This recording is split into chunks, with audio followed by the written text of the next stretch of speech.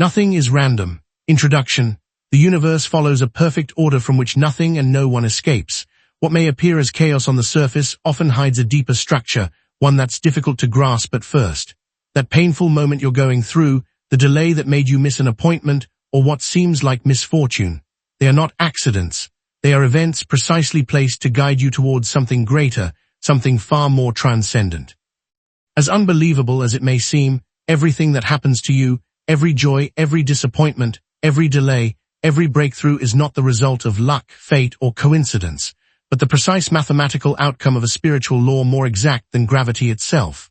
Right now, as you listen to these words, you are living inside a universe that responds to your every thought, your every belief, your every emotional vibration with the precision of a cosmic computer. Nothing is random. Nothing is accidental. Nothing is meaningless. Every moment of your existence is the perfect reflection of the consciousness that created it. This isn't philosophy. This isn't wishful thinking. This is the fundamental truth that Emmet Fox spent his life teaching, proving, and demonstrating to millions of people around the world.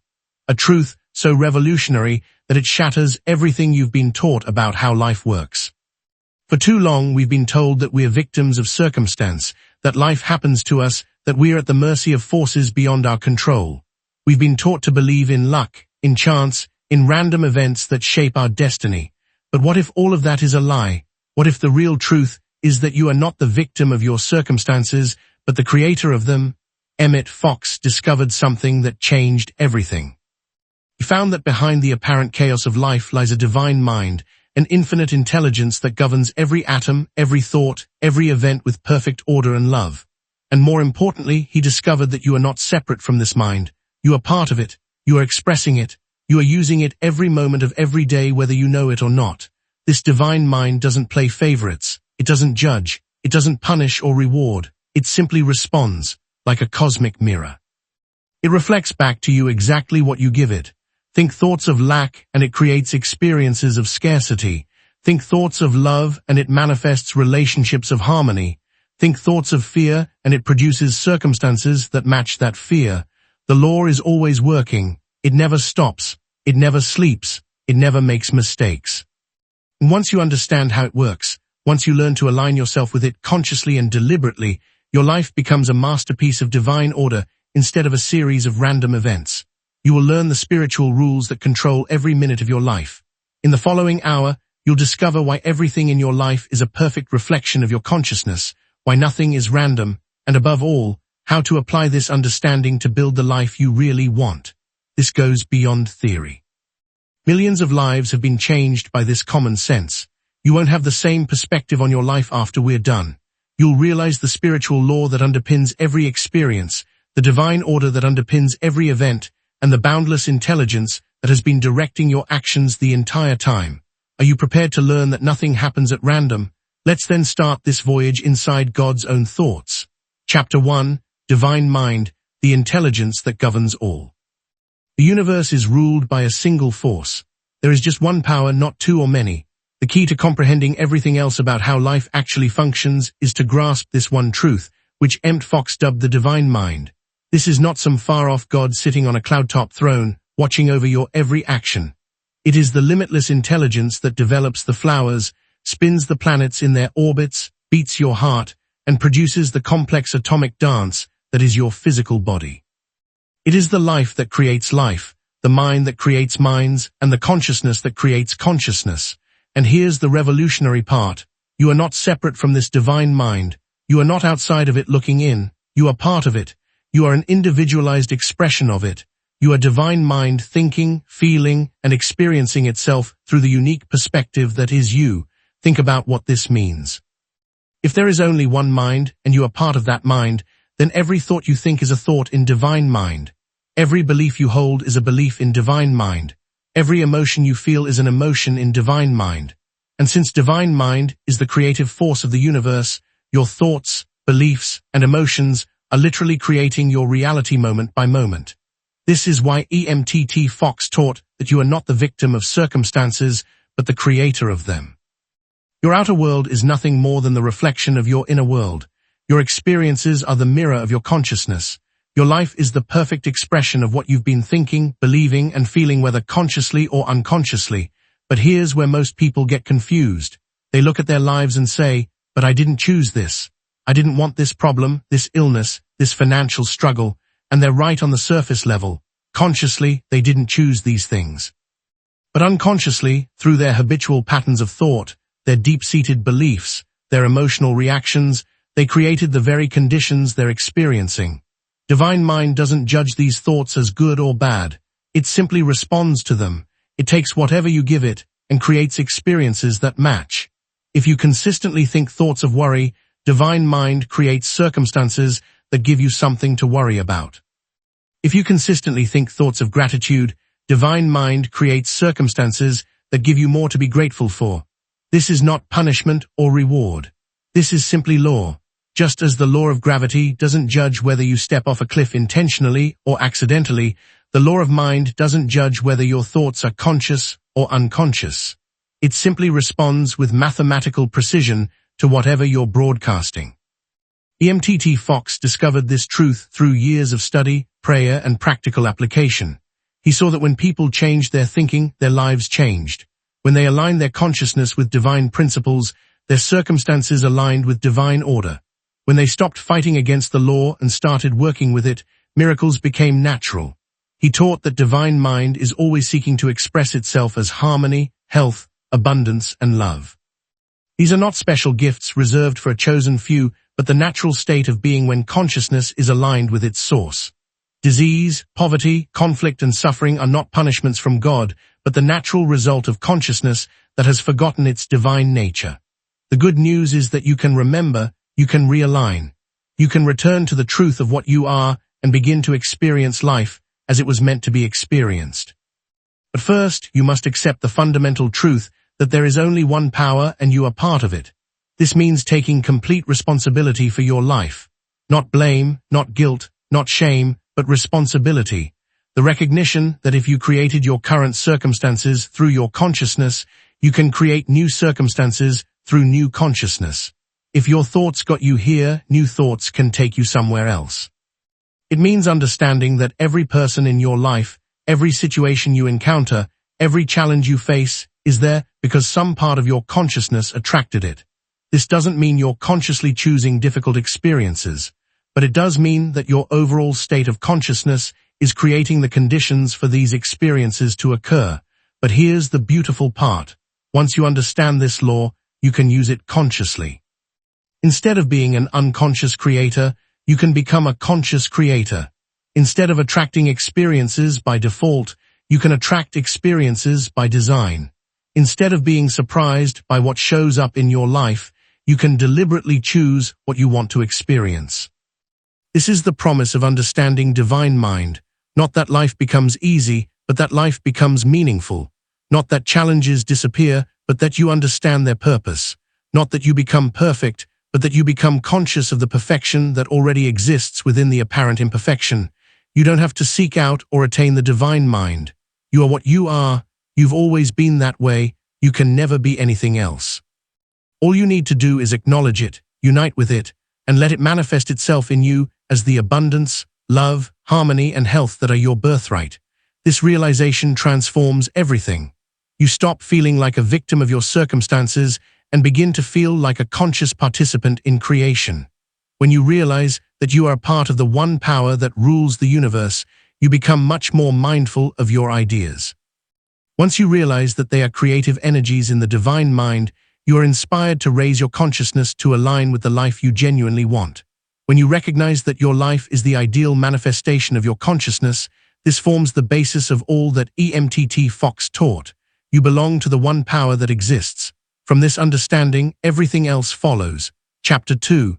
The spiritual law behind every event. Look around your life right now. The job you have, the relationships you're in, the amount of money in your bank account, the state of your health, the place where you live. To most people, these circumstances seem like the result of a complex mix of luck, timing, other people's decisions, and random events beyond their control. But Emmet Fox saw something different. He saw the precise operation of spiritual law. Every single circumstance in your life exists because it matches something in your consciousness. Not your conscious desires necessarily, but your overall mental and emotional state, your fears, your beliefs, your expectations, your habitual patterns of thought, your deep-seated assumptions about life, yourself, and what's possible for you. This is what Fox called the law of mind action. It states that thoughts are things, that consciousness is creative, and that the outer world is always the perfect reflection of the inner world. Not sometimes, not usually, but always, without exception. This law is more reliable than any physical law because it operates on the level of cause, while physical laws operate on the level of effect. But here's where it gets interesting. Most people are completely unconscious of what they're really thinking and feeling. Most of the time, they're aware of their surface thoughts, their conscious desires, their stated goals. But underneath, running like background software, are the real programs that are creating their reality, their unconscious beliefs, their suppressed emotions, their inherited patterns of thought, their unexamined assumptions about life. For example, someone might consciously desire financial abundance while unconsciously believing that money is the root of all evil, that rich people are greedy, that they don't deserve wealth, or that spiritual people should be poor. The conscious desire and the unconscious belief are in conflict. And guess which one wins? The unconscious belief every time, because the unconscious mind is far more powerful than the conscious mind in terms of creative force. This is why Fox emphasized the importance of examining your beliefs, not just your desires. He taught that you don't get what you want in life. You get what you believe you deserve, what you expect to receive, what you're vibrationally aligned with. Your beliefs are the real creative force, not your wishes. The law of substitution is another key principle Fox taught. It states that you cannot get rid of a negative thought by fighting it directly. You can only replace it with a positive thought. The mind cannot hold two contradictory thoughts at the same time. So when you fill your consciousness with thoughts of health, the thoughts of sickness must leave. When you fill your consciousness with thoughts of abundance, the thoughts of lack must leave. This is why Fox always emphasized focusing on what you want, not on what you don't want. When you focus on a problem, you're feeding it with your attention, your energy, your creative force. You're actually making it stronger. But when you focus on the solution, on the desired outcome, on the divine order that you want to see manifest, you're withdrawing your creative energy from the problem and investing it in the solution. But here's what most people don't understand. This law works whether you believe in it or not. You're using it right now in this moment. Whether you're conscious of it or not, every thought you think, every emotion you feel, every belief you hold is sending out a vibrational signal that the universe responds to with matching circumstances. The person who constantly worries about their health is using the law to create health problems. The person who constantly fears financial lack is using the law to create financial struggle. The person who constantly expects to be disappointed is using the law to create disappointing experiences. They're not doing this consciously, but they're doing it nonetheless. This is why Fox taught that there are no victims, only unconscious creators. This isn't meant to blame people for their problems, but to empower them with the knowledge that if they created their current circumstances unconsciously, they can create new circumstances consciously. Every delay you experience is the result of some form of resistance in your consciousness. Every rejection you receive is the reflection of some form of self-rejection. Every conflict you encounter is the mirror of some internal conflict. Every limitation you face is the expression of some limiting belief you hold. But the reverse is also true. Every success you achieve is the result of some form of alignment in your consciousness. Every opportunity that comes your way is the reflection of some form of openness and expectation. Every harmonious relationship you enjoy is the mirror of some internal harmony. Every breakthrough you experience is the expression of some expanded belief about what's possible. This doesn't mean that you're consciously choosing every detail of your experience. It means that your overall state of consciousness is creating the general conditions of your life, and specific events arise within those conditions according to the same law. For instance, if you have a consciousness of lack, you might experience that lack as unemployment, or as a low-paying job, or as unexpected expenses, or as investment losses. The specific form the lack takes might seem random, but the underlying condition of lack is the direct result of a consciousness of lack. Similarly, if you have a consciousness of abundance, you might experience that abundance as a promotion, or as a new business opportunity, or as an unexpected windfall, or as increased income from existing sources. Again, the specific form might seem random, but the underlying condition of abundance is the direct result of a consciousness of abundance. This is why Fox taught that you must work on your consciousness, not just on your circumstances. Trying to change your outer world without changing your inner world is like trying to change your reflection in a mirror without changing what you're doing in front of the mirror. It's futile. But when you change your consciousness, when you align your thoughts and beliefs and emotions with what you want to experience, the outer world has no choice but to change to match. This is law. This is how the universe works. This is why nothing is random. Understanding this law changes everything about how you approach life.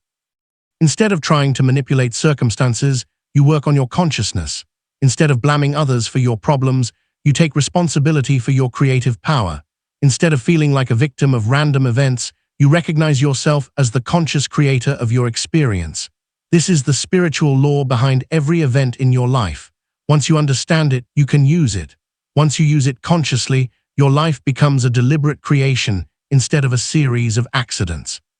Chapter 3. You can't change the law, but you can use it. Imagine trying to argue with gravity. Picture yourself standing at the edge of a cliff, shaking your fist at the sky, demanding that the law of gravity make an exception for you just this once. Sounds ridiculous, doesn't it? Yet, this is exactly what most people do with spiritual law every day of their lives. They pray for abundance while thinking thoughts of lack. They ask for healing while focusing on their symptoms. They desire love while harboring resentment. They want success while believing they don't deserve it. And then they wonder why their prayers aren't answered, why their affirmations don't work, why their lives don't change. Emmet Fox understood something that most people miss. Spiritual law is just as impersonal and just as reliable as physical law. It doesn't care about your personality, your history, your excuses, or your explanations.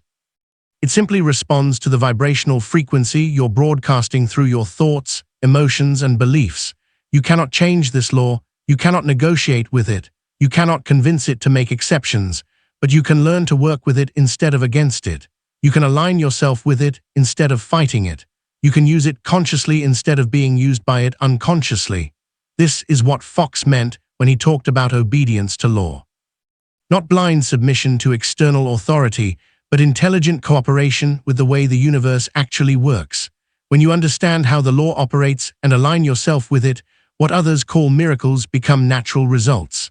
The first step in using the law consciously is to accept complete responsibility for your current circumstances. Not blame, not guilt, not shame, but responsibility. The recognition that your life is the perfect reflection of your consciousness, and that if you want different results, you need different consciousness. This is often the hardest step because it requires giving up the victim mentality that keeps so many people stuck. It's easier to blame your problems on your parents, your boss, the economy, the government, or bad luck than to accept that you've been unconsciously creating your own experience. But until you accept this responsibility, you remain powerless to change anything. The second step is to become conscious of what you're really thinking and feeling most of the time. Most people are completely unconscious of their mental and emotional patterns. They're aware of their surface thoughts, but they're oblivious to the deeper currents of belief and expectation that are actually creating their reality. Fox taught that you must become a detective of your own consciousness. Start paying attention to your automatic thoughts, your emotional reactions, your assumptions about life. Notice what you expect to happen in different situations. Observe the stories you tell yourself about why things are the way they are. Listen to the language you use when you talk about your life, your relationships, your health, your finances. These unconscious patterns are like computer programs running in the background of your mind, creating your reality according to their programming. Until you become aware of them, you cannot change them. But once you see them clearly, you can begin to reprogram them. The third step is to deliberately choose thoughts that align with what you want to experience, not with what you're currently experiencing. This is where most people get confused. They think they should think positive thoughts about their current negative circumstances, but Fox taught something different. Think about the outcome you desire as if it were already true. If you want health, don't think positive thoughts about your illness. Think thoughts of perfect health. Visualize yourself healthy, strong, vibrant. Feel the emotions you would feel if you were completely well. Speak as if health were your natural state. Act as if your body were already healed. If you want abundance, don't think positive thoughts about your current lack. Think thoughts of prosperity. Visualize yourself financially free. Feel the emotions you would feel if money were no object. Speak as if abundance were your natural state. Act as if you already had everything you needed. This isn't denial of current circumstances. It's recognition that current circumstances are the result of past consciousness and that new consciousness will create new circumstances. You're not pretending that problems don't exist. You're withdrawing your creative energy from them and investing it in solutions. Fox called this scientific prayer because it follows the exact same principles as any other science. You identify the desired outcome, you apply the correct method, and you get predictable results. The method is aligning your consciousness with your desired outcome through thought, feeling, visualization, and action. But here's the crucial part. You must persist in this new consciousness even when external circumstances haven't changed yet. This is where most people fail. They try the new thinking for a few days or weeks, and when they don't see immediate results, they go back to their old patterns of thought. But spiritual law works like physical law.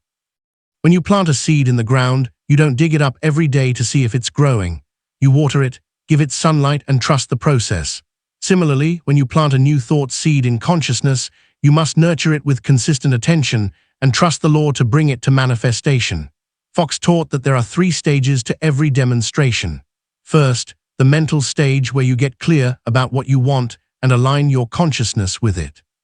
Second, the spiritual stage where you release your desire to divine mind and trust the law to work. Third, the physical stage where the desired outcome manifests in your external experience. The majority of people attempt to move directly to the third stage, bypassing the first 2. They don't want to put in the mental and spiritual effort to achieve the physical outcomes. However, that is not how the law operates. The first step is to establish the internal circumstances that correspond with the exterior experiences you wish to have. Fox underlined the significance of regular spiritual practice for this reason as a training of consciousness, not as a religious ceremony.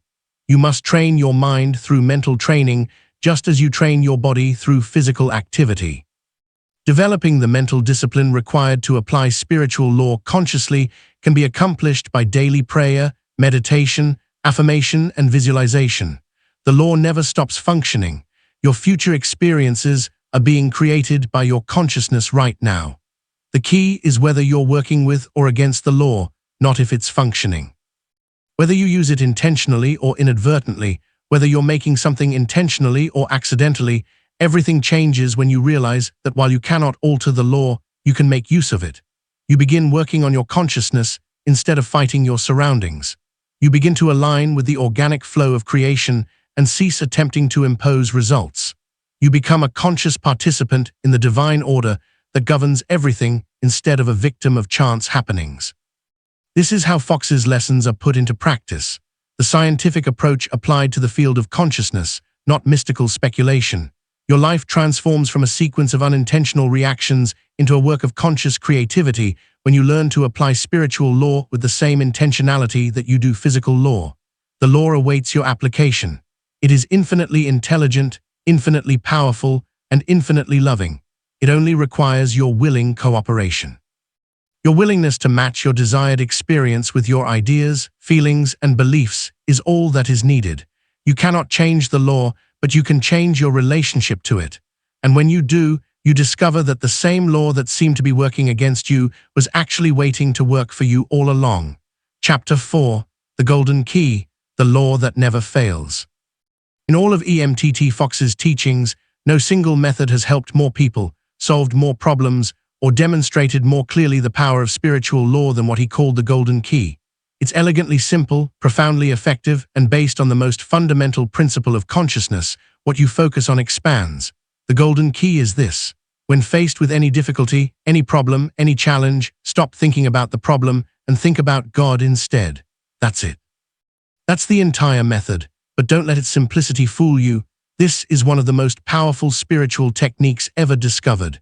And when applied correctly, it never fails. Why does it work? Because your attention is your creative power. Whatever you focus on, you energize. Whatever you think about, you strengthen. Whatever you give your mental and emotional energy to, you invite more of into your experience. When you focus on a problem, You're actually feeding it with your consciousness, making it bigger, stronger, more persistent.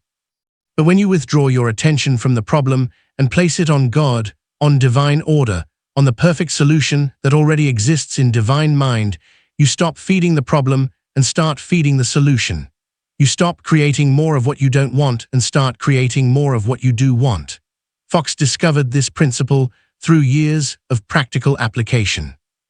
He found that people who could successfully turn their attention away from their difficulties and focus instead on the presence and power of God would invariably find that their problems dissolved, often in ways they never could have imagined. But here's what most people don't understand about the golden key. It's not about positive thinking. It's not about denying that problems exist. It's not about pretending everything is fine when it's not. It's about recognizing that problems exist on the level of effect, while solutions exist on the level of cause. And the level of cause is consciousness itself. When you think about God, you're not thinking about some distant deity who may or may not decide to help you. You're connecting with the infinite intelligence that is the source of all solutions, the divine order that is the reality behind all appearances, the perfect love that dissolves all fear and limitation. God in Fox's teaching is not a person but a principle, the principle of infinite good, perfect order, unlimited possibility, and unconditional love. When you think about God, you're aligning your consciousness with these qualities. You're tuning your mental radio to the frequency of divine perfection instead of the frequency of human limitation. Let me give you a practical example of how this works. Suppose you're facing a financial crisis.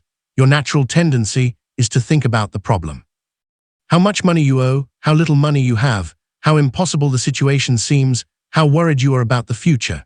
Every moment you spend thinking these thoughts, you're using your creative power to strengthen the very conditions you want to change.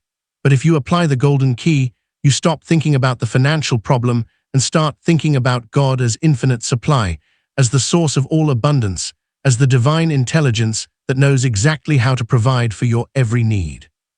You don't think about how God might solve your problem. You simply rest in the awareness of God's infinite capacity to provide. As you do this, something remarkable happens. Your consciousness shifts from lack to abundance, from fear to faith, from limitation to possibility. And as your consciousness shifts, your circumstances begin to shift to match. Opportunities appear that you hadn't noticed before. Ideas come that you hadn't thought of. People show up who can help in unexpected ways. Solutions emerge that you never could have planned or predicted. This isn't magic. This is law. When you align your consciousness with divine abundance, you become a magnet for abundant experiences. When you align your consciousness with divine order, you attract orderly solutions to chaotic situations. When you align your consciousness with divine love, you draw loving relationships and harmonious circumstances into your life. But the golden key requires practice. Especially when you're in the middle of a crisis, your natural tendency is to think about the problem, to analyze it, to worry about it, to discuss it with others. These are all ways of feeding the problem with your attention. The golden key requires the discipline to consistently redirect your attention away from the problem and toward God. Fox taught that you should apply the golden key as often as necessary throughout the day.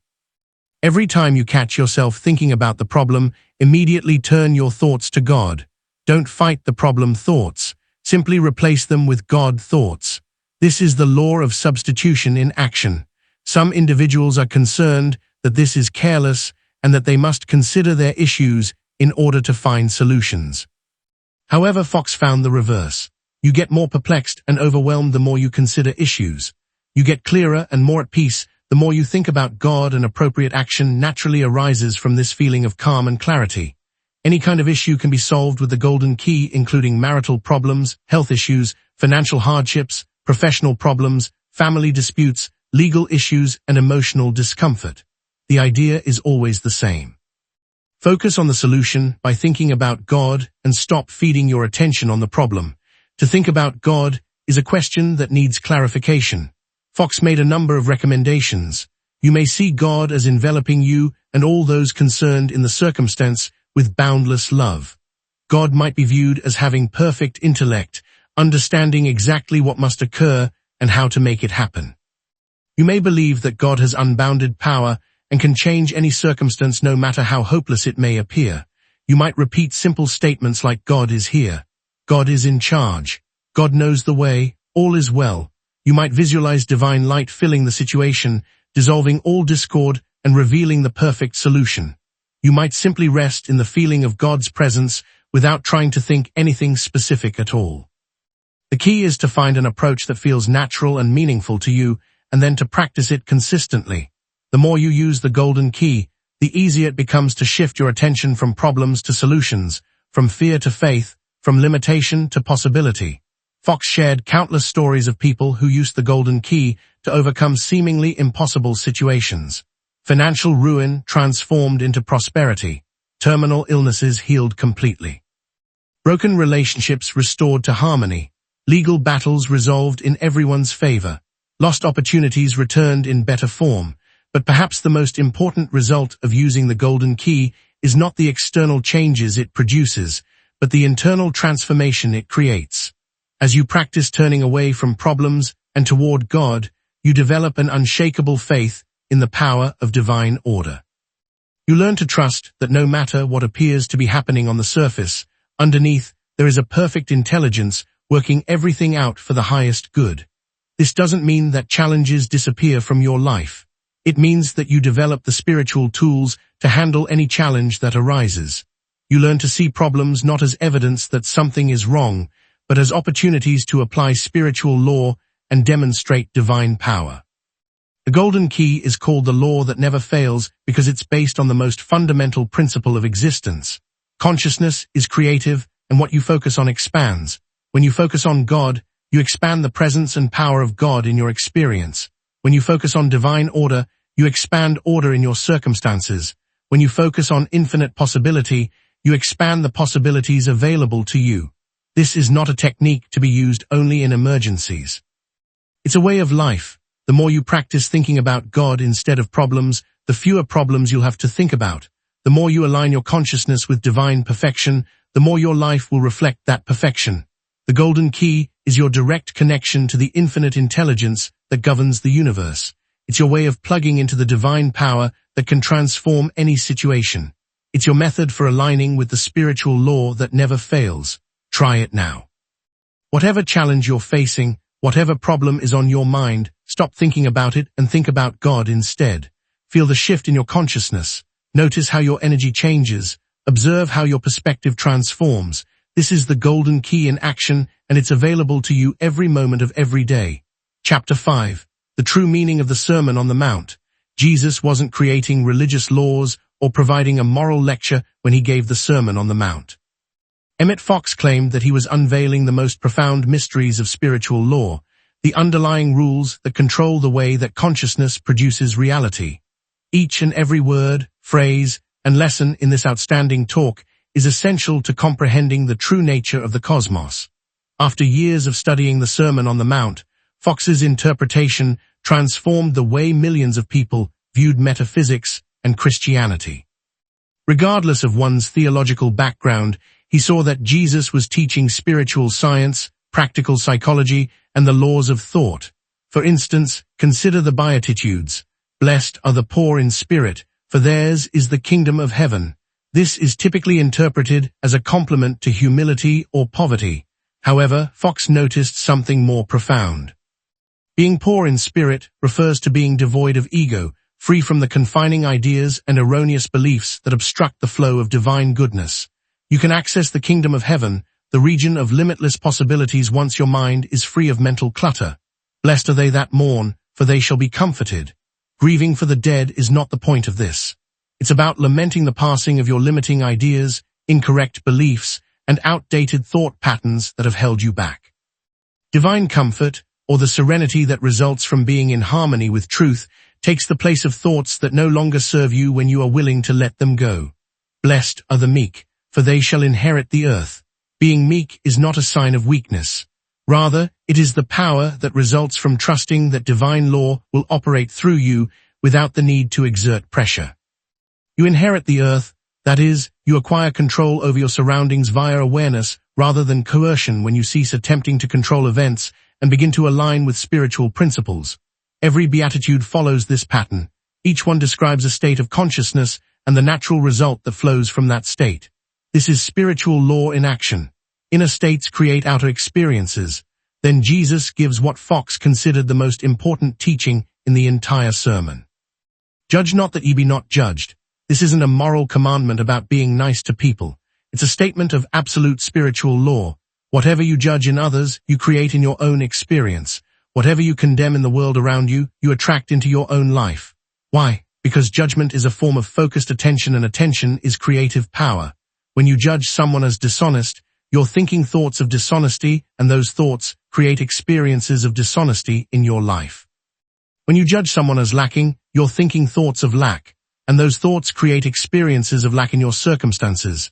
This is why Fox taught that you must see the good in everyone and everything, not because it's morally right, but because it's scientifically accurate. When you see good, you create good.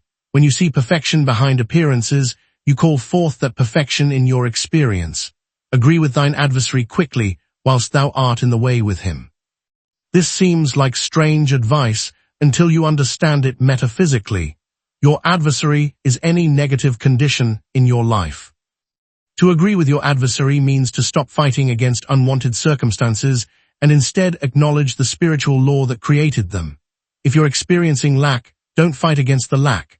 Acknowledge that your consciousness of lack created the experience of lack, and then change your consciousness to abundance. If you're experiencing illness, don't fight against the illness. Acknowledge that some pattern of thought created the condition, and then change that pattern to one of health and wholeness. Fighting against problems only strengthens them, because resistance is a form of attention, and attention feeds whatever it focuses on. But when you agree with your adversary by acknowledging the law behind the appearance, you can then work with the law to create different appearances. The Lord's Prayer, according to Fox, is a complete course in applied metaphysics. Our Father which art in heaven establishes that there is one source of all good, and that source is not material but spiritual. Hallowed be thy name means to recognize the sacred nature of divine principle. Thy kingdom come, thy will be done on earth as it is in heaven, is an affirmation that divine order can manifest in physical experience. Give us this day our daily bread is not a request for food, but an acknowledgement that divine substance is the source of all supply. Forgive us our debts, as we forgive our debtors, recognizes that forgiveness is a law. As you forgive others, you free yourself from the negative conditions that unforgiveness creates. Lead us not into temptation, but deliver us from evil, is a recognition that when consciousness is aligned with divine principle, it naturally avoids the temptation to think limiting thoughts and is delivered from the evil that such thoughts create. For thine is the kingdom, the power, and the glory forever. Affirms that all creative power belongs to divine principle, not to human will or effort. It's possible that the sermon's most revolutionary lesson is resist not evil. This contradicts every human instinct, societal lesson, and accepted method of problem solving. However, Fox saw that evil's power comes from opposition. You're giving something your focus, your vitality, and your creative energy when you oppose it. In fact, you're making the obstacle you're attempting to overcome stronger. Jesus taught an alternative strategy for dealing with evil. But whosoever shall smite thee on thy right cheek, turn to him the other also. Being a doormat or putting up with abuse is not the point of this. Since your inner calm is your creative strength, it's about preventing outside events from upsetting it. Someone or something is attempting to induce you to think, feel, and vibrate at their frequency in order to incite you to wrath, fear, or hatred. Reacting gives them control over your consciousness and thus your capacity for creativity. You may still be in charge of your own creative force, though, if you keep your peace, your love, and your harmony with divine principle. Love your enemies, bless them that curse you, do good to them that hate you, and pray for them which despitefully use you and persecute you. This isn't moral advice. It's practical psychology. When you love your enemies, you're not doing it for their benefit, but for your own. Love is the highest vibration, the most creative force. When you maintain love, regardless of external circumstances, you maintain your connection to infinite creative power. When you bless those who curse you, you're not being noble, you're being scientific. Blessing is a form of positive thinking directed toward another person. When you bless someone, you're seeing the good in them, and what you see in others, you strengthen in yourself. When you see good in difficult people, you develop the ability to see good in difficult circumstances. One basic idea underlies the entire Sermon on the Mount. Consciousness is creative, and you have total control over it independent of the outside world. You cannot be forced to think limited thoughts by anyone. Nobody has the power to make you feel bad. Nobody can force you to believe in separation, fear, or lack. You are the absolute master of your own country, which is your awareness. You have complete control over your thoughts, feelings, and beliefs. Furthermore, your decisions regarding your inner world impact how you perceive the outside world, since consciousness generates experience. This is why Jesus said, "Seek ye first the kingdom of God and his righteousness, and all these things shall be added unto you." The kingdom of God is consciousness aligned with divine principle. When you seek first to align your thoughts, feelings, and beliefs with spiritual truth, all the things you need in the physical world are naturally added to your experience. Fox taught that the Sermon on the Mount is not a set of impossible ideals, but a practical manual for conscious living. Every teaching, when properly understood, is a technique for aligning consciousness with spiritual law. Every principle, when correctly applied, produces demonstrable results in daily life. Therefore, all things whatsoever ye would that men should do to you, do ye even so to them. For this is the law and the prophets. A common misunderstanding about the Golden Rule is that it is a moral precept about being kind to others. Fox, however, interpreted it as a declaration of an unchangeable spiritual law. What you put out comes back to you, what you give out comes back to you, and what you express in your mind shows up in your reality. Give love if you want it. Show respect if you want it. Give abundantly if you desire abundance. Give forgiveness if you wish to receive it.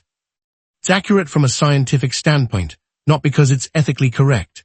Everything you project into the cosmos is reflected back to you like a mirror. The story of the wise man who built his home on a rock and the stupid guy who built his home on sand comes at the end of the Sermon on the Mount. The knowledge that experience is produced by consciousness is the rock or spiritual principle. The sand represents material thought, the conviction that your life is dictated by outside forces. When you base your life on spiritual knowledge, you know that your stability comes from inside, not from the outside, so no storm can shake you because you assume that your well-being depends on factors that are beyond your control. Every change in your circumstances threatens your peace of mind when you base your existence on materialistic thinking. Jesus was preaching the same spiritual rules that control everything according to Fox's understanding of the Sermon on the Mount. Whether or not a person is religious, these laws apply to everyone who follows them. Neither Christian nor Jewish laws nor any other type of religious law apply to them. Consciousness generates reality according to these universal laws. Gaining insight into the Sermon on the Mount provides you with a useful guide for leading a conscious life. In order to transform your life from a sequence of haphazard occurrences into a manifestation of divine order, it teaches you how to match your ideas, feelings, and beliefs with spiritual principles.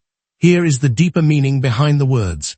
You are a creator of circumstances rather than a victim of them, and you have access to the means of conscious creation at all times. Chapter 6. How to trust the law when everything goes wrong. This is where the rubber meets the road in spiritual understanding. It's easy to believe in divine order when everything is going well, when your prayers seem to be answered, when life is flowing smoothly. But what about when everything falls apart? What about when you've been applying spiritual principles faithfully and your world still crumbles around you? What about when you're doing everything right and everything goes wrong? This is the ultimate test of spiritual maturity, and it's where most people abandon their faith in spiritual law. They conclude that the principles don't work, that God has abandoned them, that they're victims of forces beyond their control. But Emmet Fox taught something radically different. Apparent failure is often the prelude to breakthrough, and what looks like divine abandonment is actually divine redirection. Fox understood that spiritual law operates on a much larger scale than human perception can grasp. What appears to be a setback from the limited perspective of human consciousness may actually be a setup for something far better from the unlimited perspective of divine mind. What seems like a closed door may actually be protection from a path that would have led to greater difficulty. Fox's favorite illustration of this idea is found in the biblical account of Joseph. After being wrongly convicted of attempting to rape him, Joseph spent years in prison after being sold into slavery by his own brothers. As far as humans were concerned, his life was a string of catastrophes. He was destined to become Egypt's second most powerful man and save his family and people from starvation, and every apparent setback was simply preparing him for that fate. The hardships Joseph was facing prevented him from seeing the wider picture. Beyond his comprehension, he had to have faith that a spiritual intelligence was directing events. When he was able to tell his brothers, "You meant it for evil, but God meant it for good," that trust was finally validated. This is the perspective Fox taught his students to maintain during difficult times. When everything seems to be going wrong, instead of concluding that spiritual law has failed, ask yourself, what is divine mind trying to accomplish through this experience? How might this apparent setback be setting me up for something better? What am I being redirected away from? And what am I being redirected toward? Sometimes what appears to be failure is actually divine mind's way of removing you from a situation that would have limited your growth or prevented you from fulfilling your true purpose. The job you lose might have been keeping you from the career you were meant to have. The relationship that ends might have been preventing you from meeting your true life partner. The business that fails might have been blocking you from discovering your real calling. Fox taught that divine mind always seeks the highest good for everyone involved. But the highest good is not always what human consciousness thinks it wants. Sometimes the highest good requires temporary discomfort, apparent loss, or seeming failure in order to create space for something infinitely better. This doesn't mean you should passively accept negative circumstances or stop working to improve your life. It means you should maintain your spiritual practices, continue to align your consciousness with what you desire, and trust that divine mind is working everything out in ways that your limited human perspective cannot see. The key is to distinguish between the appearance and the reality. The appearance is what your physical senses report. The bank account is empty. The relationship is over. Diagnosis is serious. The business is failing. The reality is that divine mind is infinite intelligence, infinite love, infinite power, and it is always working for your highest good even when you can't see how. Fox taught a powerful technique for maintaining faith during difficult times. Instead of focusing on the problem or trying to figure out how things will work out, focus on the character of divine mind. Remind yourself that divine mind is perfect love, so it cannot will anything harmful for you. Divine mind is infinite intelligence, so it knows exactly how to resolve any situation. Divine mind is unlimited power, so no problem is too big for it to handle. This is not denial of current circumstances, but recognition of the spiritual reality behind all circumstances. You acknowledge what appears to be happening while maintaining faith in what is really happening on the level of divine mind. Another crucial principle Fox taught is that delay is not denial. Just because your demonstration hasn't manifested yet doesn't mean it's not coming. Just because your prayers haven't been answered in the way you expected doesn't mean they haven't been heard. Divine timing is perfect timing even when it doesn't match human timing. Sometimes divine mind delays a demonstration because you're not ready to receive it yet. Sometimes the delay is necessary to prepare the perfect conditions for manifestation. Sometimes what you're asking for is coming, but in a form so much better than what you originally envisioned that it takes longer to arrange. Fox often told the story of a woman who prayed for years to marry a particular man. When he finally married someone else, she was devastated and felt that God had abandoned her. But a year later, she met and married a man who was so much more compatible with her that she realized divine mind had protected her from a marriage that would have made her miserable. The challenge during difficult times is to maintain your spiritual practices when they seem to be producing no results. This is where most people fail. They pray and affirm and visualize when things are going well, but they abandon these practices when things get tough.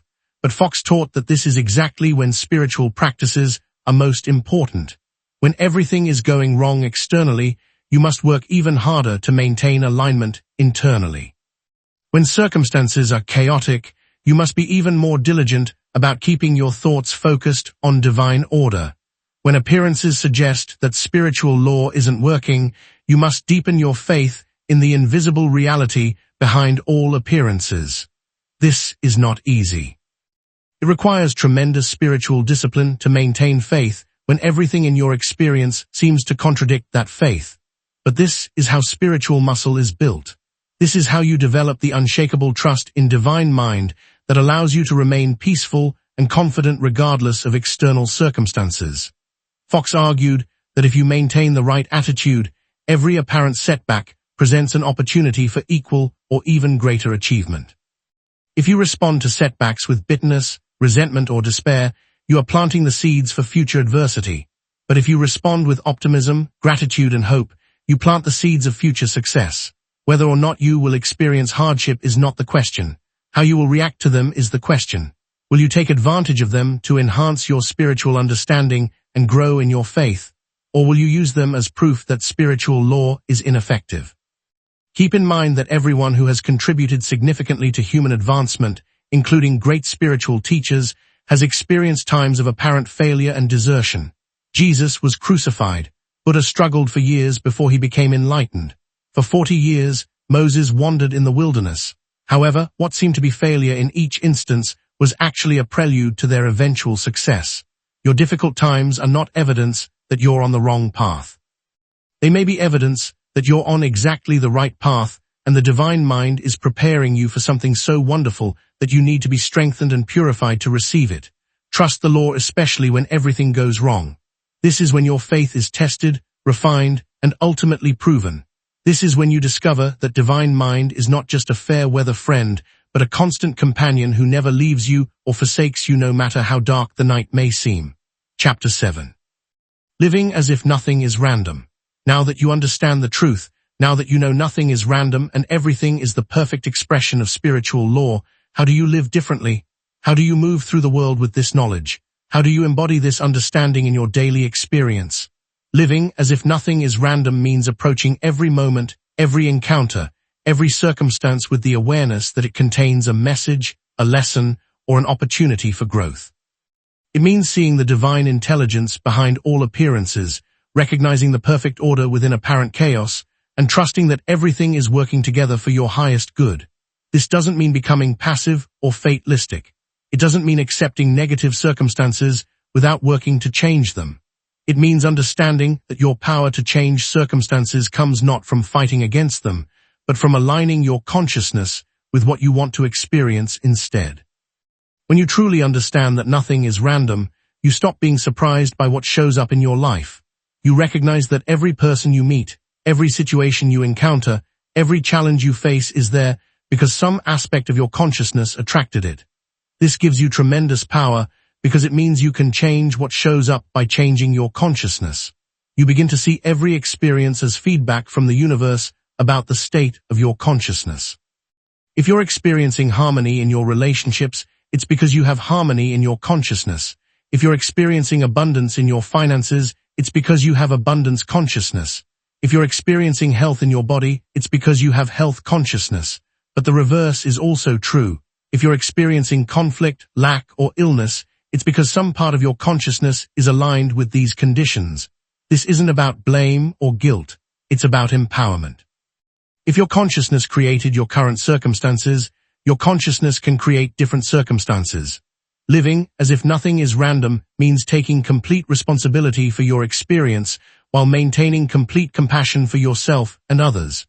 You recognize that everyone is doing the best they can with their current level of consciousness, and that includes you. You don't judge yourself for past mistakes or current limitations. You simply work to expand your consciousness so you can create better experiences. You begin to interpret events differently. Instead of seeing problems as evidence that something is wrong, you see them as opportunities to apply spiritual law and demonstrate divine power. Instead of seeing delays as frustrations, you see them as divine timing working to arrange perfect conditions. Instead of seeing challenges as punishments, you see them as invitations to grow stronger and wiser. This shift in perception changes everything about how you feel and how you respond to life. When you know that everything is working for your good, even when you can't see how, you maintain peace in the midst of chaos.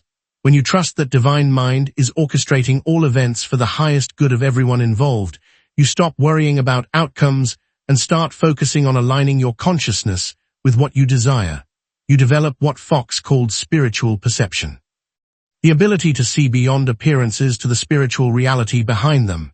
You look at a person who seems difficult and see the divine nature that is their true identity. You look at a situation that seems hopeless and see the perfect solution that already exists in divine mind. You look at a problem that seems insurmountable and see the opportunity for growth and demonstration that it represents. Living as if nothing is random also means paying attention to the subtle guidance that is constantly available to you. When you understand that you are part of divine mind, You realize that divine mind is always communicating with you through intuition, inspiration, synchronicities, and what others might call coincidences. You begin to notice the patterns in your life, the recurring themes, the messages that come through multiple channels. You pay attention to your dreams, your hunches, your sudden insights. You recognize that these are not random mental events, but communications from the infinite intelligence that is your true source. You begin to place greater faith in your inner guidance than in outside authorities. You learn to discern between the voice of divine mind, which always talks of possibilities and love, and the voice of fear, which always speaks of danger and limitation. You base your choices more on spiritual values than outward looks. This does not imply being careless or disregarding pragmatic factors. It entails making sensible choices based on a spiritual basis. You faith in divine supply and manage your finances sensibly. Knowing that your real life is spiritual and everlasting, you take good care of your health. You put forth a lot of effort while realizing that the divine mind is the true origin of all success. Living as if nothing is random means maintaining a constant attitude of gratitude and expectation. You're grateful for what you have because you recognize it as the perfect expression of your current consciousness. You're expectant about what's coming because you know that as your consciousness expands, your experiences must expand to match. You stop complaining about circumstances because you understand that complaining is a form of negative prayer that creates more of what you're complaining about. Instead, you focus on what you want to experience and give thanks for it as if it were already manifest. You become more conscious of your words because you understand that words are creative forces. You speak about what you want, not about what you don't want. You describe your life in terms of the ideal you're moving toward, not the problems you're moving away from. Most importantly, you begin to see yourself as a conscious collaborator with divine mind in the ongoing creation of reality. You're not a passive recipient of random events, but an active participant in the divine plan. Your thoughts, your words, your emotions, your actions are all contributing to the collective consciousness of humanity and helping to shape the world we all share. This brings with it a profound sense of responsibility and purpose. You realize that every thought you think, every word you speak, every emotion you feel is not just personal but cosmic. You're not just creating your own reality, you're contributing to the reality that everyone experiences. This makes you much more conscious about the quality of your mental and emotional output. You begin to see your life as a demonstration of spiritual principle. Every challenge you overcome, every goal you achieve, every moment of peace you maintain in the midst of chaos is proof that spiritual law works. Your life becomes a teaching, an example, an inspiration to others who are still learning to trust in the divine order behind all appearances. Living as if nothing is random means developing what Fox called the long view. You understand that your current lifetime is just one chapter in an eternal story. That your soul is on a journey of infinite growth and expansion, and that every experience, pleasant or unpleasant, is contributing to that growth. This perspective helps you maintain equanimity during both good times and difficult times. You enjoy success without becoming attached to it, knowing that it's a temporary expression of your current consciousness. You endure hardship without becoming discouraged, knowing that it's a temporary experience that is serving your ultimate good. You begin to govern your consciousness instead of attempting to control results. You are aware that you cannot control particular outcomes, but you can connect your beliefs, feelings, and ideas with the experiences you wish to have. You take care of the duty of preserving the proper mental and emotional state, leaving the intricacies of manifestation to the divine mind. Perhaps the most freeing part of realizing that nothing is random is the change from attempting to control circumstances to trying to manage consciousness. You begin to feel like a conscious creator, collaborating with limitless intellect rather than a victim of forces beyond your control. By seeing that the divine mind operates in perfect timing rather than human timing, you learn to be patient with the manifestation process. Through your prayers and thoughts, you sow the seeds of consciousness, and you rely on the law to bring them to bear in the proper manner at the appropriate moment. Seeing the perfection in seemingly imperfection is another aspect of living as though nothing is random. You realize that from the infinite viewpoint of divine mind, something that appears to be a mistake, a failure, or a tragedy from the constrained perspective of human consciousness may actually be flawless. Like Joseph in the Bible, you learn to say, You meant it for evil, but God meant it for good. This should not imply complacency or tolerance for unfair treatment. It entails realizing that if you approach things with the appropriate awareness, even unpleasant events can have constructive uses. Every obstacle is a chance to show your faith. Every failure is an opportunity to demonstrate the effectiveness of spiritual law. Every seeming setback serves as a prelude to bigger success. You begin to live with a sense of adventure and expectation, knowing that Divine Mind is constantly arranging new opportunities for growth, service, and joy. You wake up each morning wondering what wonderful surprises the day will bring, what new ways Divine Mind will express itself through your experience. This attitude of positive expectation becomes a self-fulfilling prophecy. When you expect good things to happen, you notice good things that you might have overlooked before. When you look for evidence of divine order, you find it everywhere. When you trust that everything is working for your good, you discover ways that even difficult experiences are serving your highest interests. Living as if nothing is random ultimately means living in a state of constant communion with Divine Mind. You recognize that you are never alone, never abandoned, never without guidance or support. The infinite intelligence that created the universe is always with you, always working through you, always seeking to express itself as greater good in your experience. This awareness transforms every moment into a sacred opportunity. Every conversation becomes a chance to express divine love. Every decision becomes an opportunity to demonstrate divine wisdom. Every challenge becomes a platform for proving divine power. You stop living in fear because you know that you are held in the arms of infinite love. You stop living in lack because you know that you are connected to infinite supply. You stop living in limitation because you know that you are one with infinite possibility. This is what it means to live as if nothing is random, to move through the world with the unshakable knowledge that you are part of a divine plan, that every moment is meaningful, that every experience is purposeful, and that the same intelligence that governs the stars and planets is governing your life with perfect love and wisdom.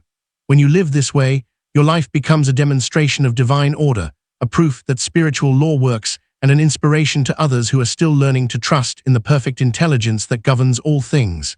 Epilogue. The world responds to you. As we reach the end of this journey together, I want you to feel the profound shift that has occurred in your understanding. You began this audiobook believing that life was largely random, that you were at the mercy of circumstances beyond your control, that coincidences were just meaningless accidents. You're ending it with the knowledge that you live in a universe of perfect order, that you are a conscious creator of your experience, and that every moment is meaningful.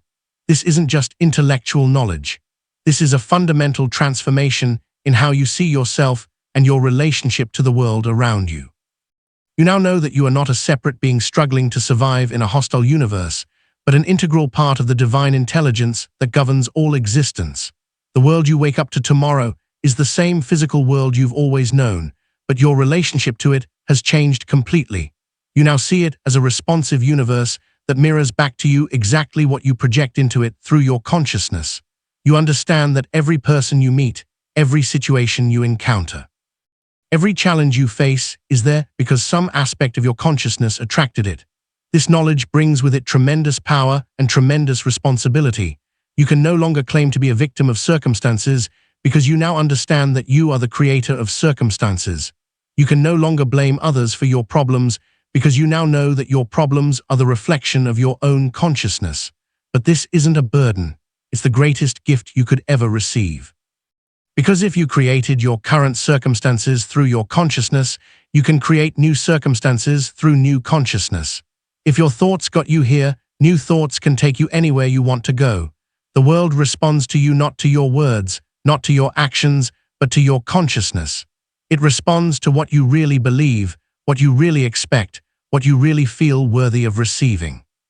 It responds to the sum total of your thoughts, emotions, and beliefs, whether conscious or unconscious.